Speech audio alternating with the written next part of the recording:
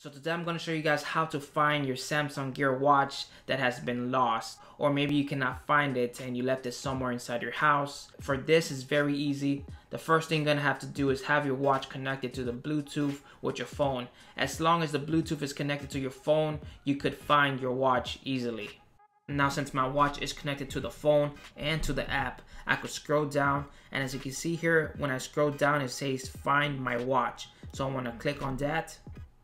And from here, as you can see, it says connected via Bluetooth, and it shows the battery life of the watch as well. So if I choose start, it's gonna find the watch, and now my watch is currently vibrating and it's making the beeping sound as well.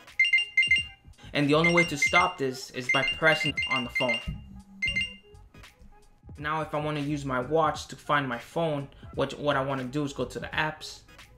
From here you want to scroll all the way to the back and keep on scrolling all the way to the back until you see this option here where it says find my phone. So if I click on this option and I click on start, my phone turned on and it's vibrating right now, and it's telling me that my watch is trying to find my phone. Now for some reason my phone is not ringing. I have no idea why, but if I keep on pressing this button, you could hear the notification sound there. So if I just stop and do it again, I could hear the sound coming from the phone.